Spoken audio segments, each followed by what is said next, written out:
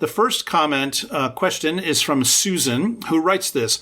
Why is it that dragons are treated as dreadful enemies in Western literature, while they are portrayed as sources of strength and creativity in Eastern art? I realize that recent Western fiction has rehabilitated dragons, but that seems partly like a manipulation that disrespects their true power. And then related to that, we got an email from Laura who asks this. My 6-year-old daughter loves the Dragon Master book series, which is an early chapter book series about a group of kids who train friendly dragons.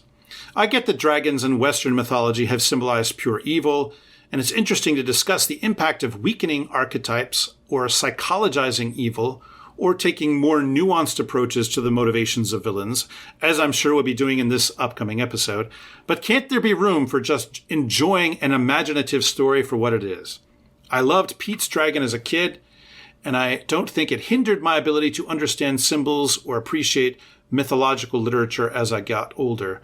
Can we take these ideas too seriously? And then she adds in parentheses, also, didn't other cultures such as Chinese mythology have dragons that weren't evil?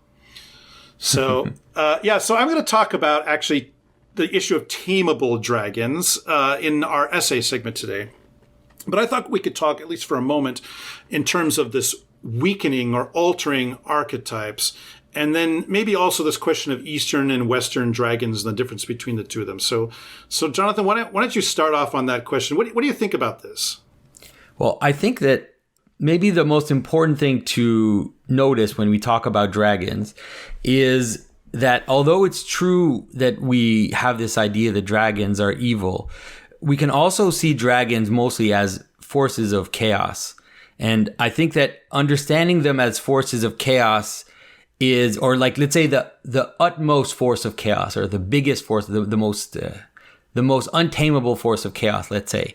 And if we see them that way, then we can understand why there could be some polyvalence in their representation, which is that in the same way that, let's say, a wild horse is this kind of wildness on the edge, but if you were able to master it, then they become a potential for creativity or for doing more. And so that's why I think that in different cultures, sometimes dragons aren't necessarily always seen as evil, though I think they're always seen as a kind of brute force, or, this kind of overwhelming power that is the natural world, or that is this chaos that lies at the bottom of the world in terms of the bottom of the primordial ocean in the Leviathan and those kinds of biblical monsters. I think that that's the best way to understand that.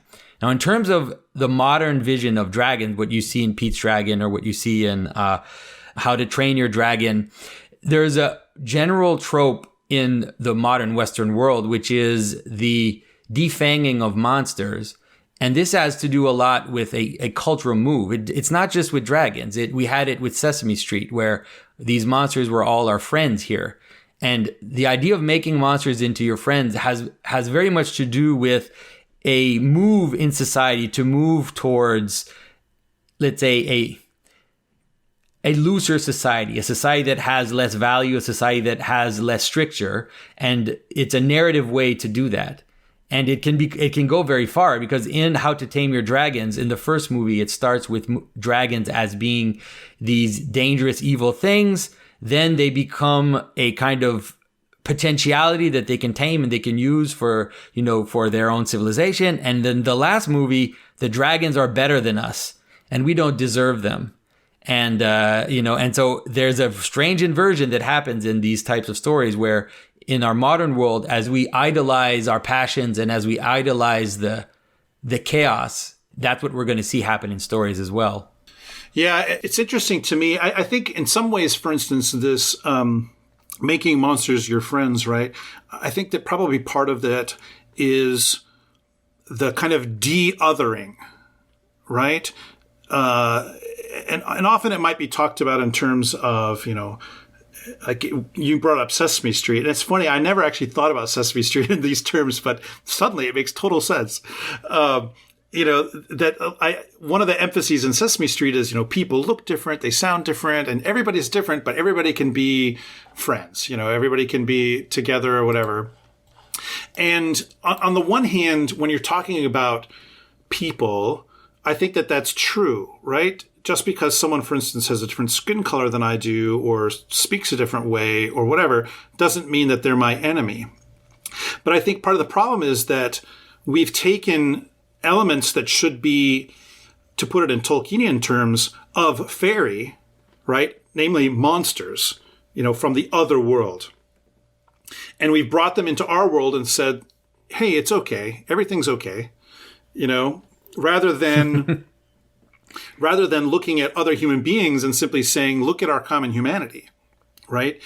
Yeah, but I think what they're trying to do is exactly what you said, is to defang the issue of the strange. Yeah. And we tend to see it in terms, of course, of multi-ethnicity and the notion of multicultural society. That's definitely the way that it's being framed for us. And it's understandable because we do live in a culture that has many different ethnic groups kind of co-living together. But we also have to be careful not to totally defang the stranger, because you're still going to tell your kids to be careful of strangers, because the strange is that which we don't know. And it's not necessarily about cultural groups or skin color. It's just about the danger of walking into a dark room where you don't know what's there. There is danger in walking into something that you don't know. And that experience of danger is important to preserve, because if we don't preserve it in a balanced manner, it's going to come back to us in an insanely disorganized way. Right. And now we have this invisible dragon that we all wear masks to protect us from. We spent the last decades telling everybody to be open and to be open and to be open. And now we're saying, stay safe, stay safe, stay safe. But it's just because it's so disordered. We don't have a balanced understanding of the relationship between the heart and the stranger, the altar and the narthex. The way in which we encounter that which we don't know, we have an unbalanced way of doing that. Yeah, and it seems like there's not, at least on the level of our society, there's not a way of ritually dealing with evil. In the church, of course, we have this, right? You've got asceticism, you have purification in multiple ways. And, the ultimate purification of the Eucharist, right? The thing that it's the antidote to death itself, as St. Ignatius of Antioch calls it, right? But as a society, there is no way of dealing, confronting evil and dealing with it, right? This episode is about dragons, so it's such a great focus for this. But I like, you did a video, and I think there's also a podcast version in which you talked about the recent violent protests that have been experienced, especially in the United States. I don't know if have you had any of that kind of thing going on up in Canada? We've had a little bit of it. A little bit. But it's not as much. It's also not an election year here.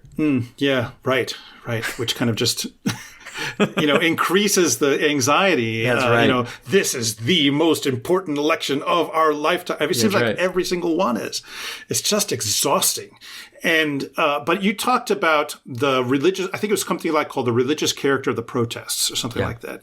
And I just thought it was beautiful because, and I recommend everyone go check this one out. You can listen to it. You can also watch it on YouTube. You talked about how the protests themselves have this kind of religious character to them. And there's these religious elements, like expecting people to kneel down, for instance, right? And there's these collective explosions of, othering going on, right? And it's an attempt to expunge an evil, feeling or a malaise or whatever it is. And I think that part of what's happened is because, as you said, we've defanged monsters. The problem is that monsters are still real. That's right.